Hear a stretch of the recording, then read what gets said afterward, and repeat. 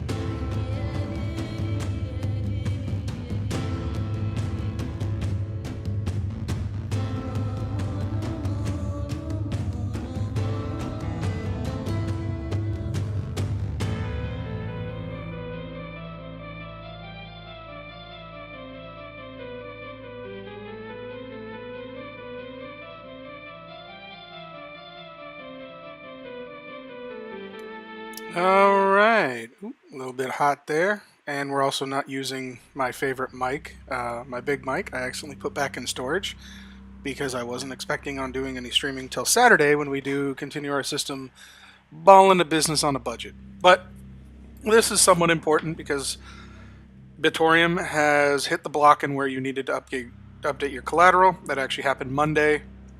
As you can see here, I have 2 that were enabled, but I didn't have all my collateral because I helped out a buddy, so I had to lend some money to a project. So we got it back today. We're good to go with our 3rd, so I figured at this point in time would be a good idea to show people how to update your collateral. So first things that we're actually going to do has nothing to do with where my wallet is hosted. We're actually going to connect to the Smartnode itself. These little apps allow me to directly connect without the need of entering my password all the time. Alright, now that we're on the Smartnode, we're going to try to remember the command, because this is now a systemctl systemd command. So we're going to stop Bitoreum and pray that it was actually started. It was, good. So now our server should be stopped, and if we want to really look at that, we change directory to the why do I feel I spelled that wrong? Bitoreum core. And then look at the debug log.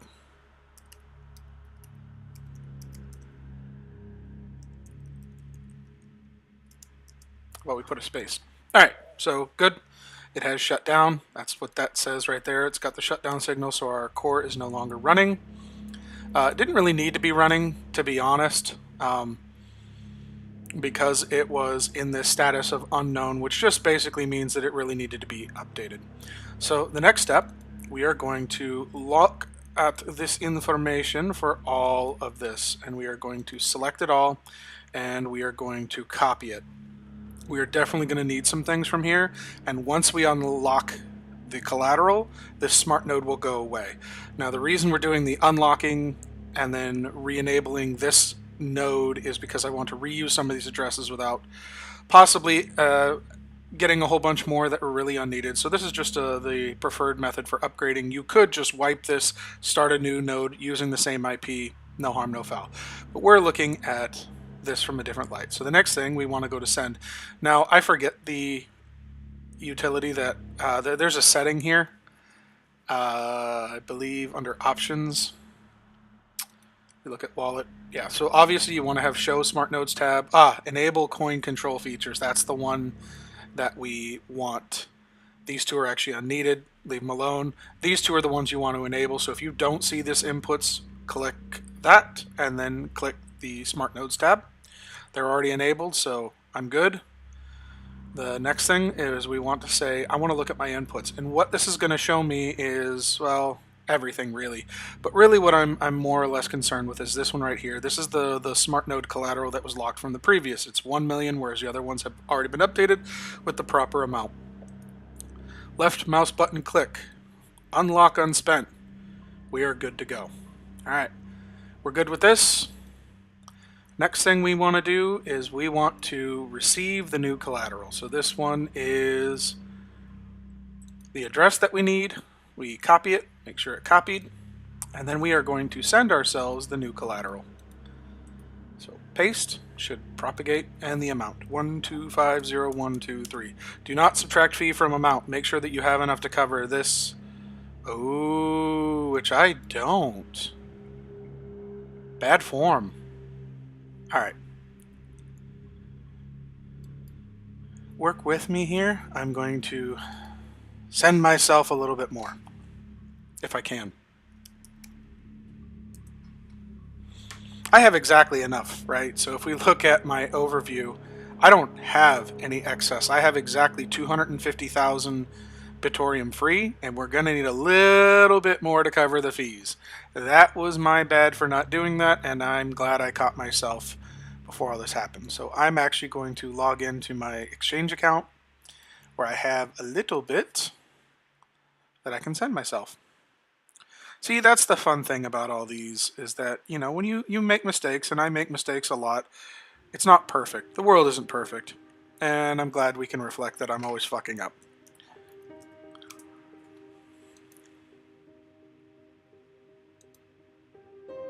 So we're going to withdraw.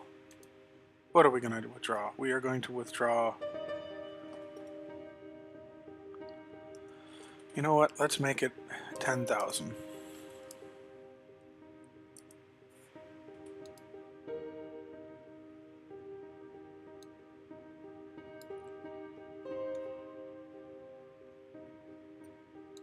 Why did I get logged out?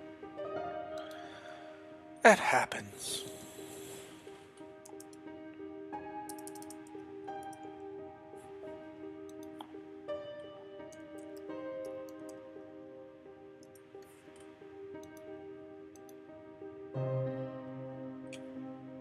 Okay, we're good to go.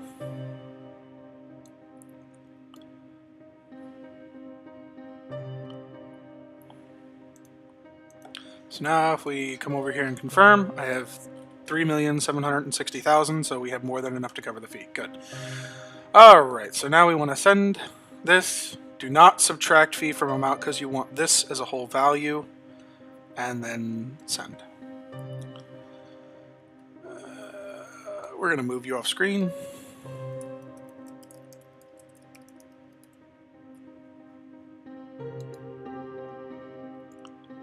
Alright, you should, once you enter your password, you should get a screen that says this, that just basically confirms you're sending you this, and this is separate, and blah, blah, blah, blah, blah. Hit yes. Alright, now we're really going to wait for one confirmation I think that's all you actually need. I know other things say 3, 4, 5, 6, whatever. Basically, you really just need one, and that's fine, because while this is doing its thing, we are going to set up the ProTX command for updating. Yes, my favorite, ProTX. It's not my favorite, actually. Not at all. But it's a requirement.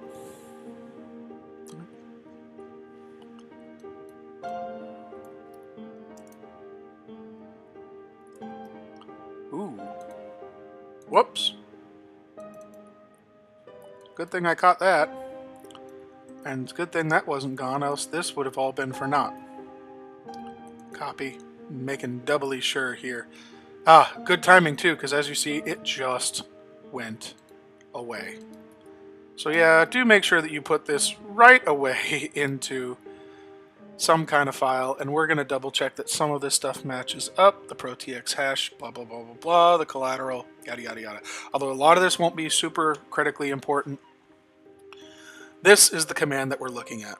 So ProTX register is actually the one used for upgrading as opposed to creating a new one. So it's ProTX space register.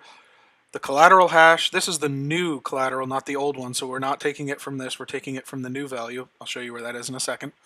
The collateral index, which is either that 1 or 0. The IP import, the owner address, which we're going to get from here. The operator public key, not the private key, which is here, which is why I don't mind showing it. The voting address, the operator reward, the payout address, and the fee source address. These are all listed in this, which is why we've copied and pasted over here. All right. I don't need this anymore, so we good. We can let that go away. So what we're actually going to do is we're going to copy it. As you can see, I've already done it for this node. We are going to do this here. And the first thing that we're actually going to do that's not in this list is get the collateral hash. So we go back to transactions. Right? We notice that payment to myself, 2 confirmations, we're good to go. Oh, oops, I actually needed that up. The new one is this transaction ID. So it's just like the first time when you did the ProTX create or ProTX quick setup. Right, the transaction ID, collateral hash, boom, done and done. Collateral index, 1. And if you want to confirm that, you would go to your debug console, and let's look at clear, and let's look at Smartnode, outputs. This will tell you whether it's 1 or 0. So if any time that you're ever looking through these things, if you really want to know what this is, it'll tell you right here. It'll tell you the address that we're looking at and the 1 or 0. Since all 3 of these are 1, I don't even have to confirm which one I'm actually looking at. They're all going to be collateral index of 1. The IP import, we are just going to copy from here because this is the node that I was working on. There's your IP import, the owner address. Copy, paste, operator public key, that's this obnoxiously long thing here. Okay. Copy, paste, voting address, copy, paste, operator reward. Oh, right, that's not a key, that's this. 0. Payout address. I'm probably looking right at it. Yep, there it is. Copy. Paste. Now, the fee and source one, what we're actually going to do from this one is list account or address balances, and what we're looking for is anything with some kind of positive address. Right? There's a 10,000 that we could totally use. And I think I'm going to use this one because all we're really looking for is just to cover the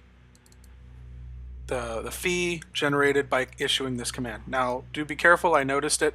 There was not a close quote. All of these have to have an open and a close quote. So this is our ProTX register. We simply copy this. Now, beforehand, you're going to have to unlock your wallet. So we need wallet, passphrase, right? Here we enter your password, so I have a password. I'm going to do this part off screen, but I do want to make note of this. I use 600. This means in seconds, so it'll unlock the wallet for this amount of time, right?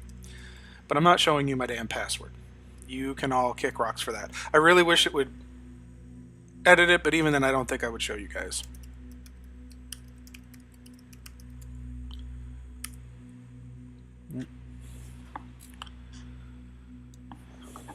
What is important though is once you enter it in the command console, it will say wallet passphrase and null. That means we're good to go. So the wallet is now unlocked for 600 seconds. So we take our full ProTX register command, we paste it, we enter, and it's valid, right? If as you can see here, it sent a small amount. It's to cover the fee. Excuse me, this is good. We can clear out our debug console. And then we look at the overview, and we can see that there's the new transaction for a sub Bitoreum. I believe that if you selected something else, you'd actually see what you wound up actually paying. I don't, because this gets incredibly annoying to read when you're doing, when it's paying out 1,000 Bitoreum per confirmation or whatever. This can get really obnoxious to read. That said, we go now over to our smart nodes, and eventually we're gonna see it registered. But now what we definitely need to go for, oops, that's right, we're under the Linux side. I need to go back over to my Mac side, and we need to start the Bitoreum. So if you have it set up as a node, having the Bitoreum set up as a service, you're actually going to use the systemd sudo systemctl start Bitoreum, right? And we should be good to go.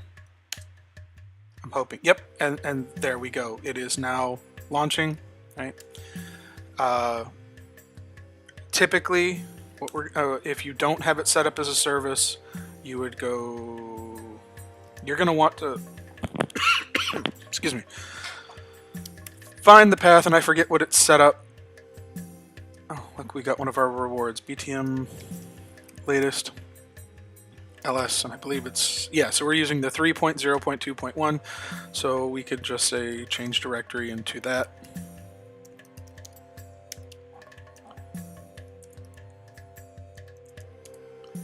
LS.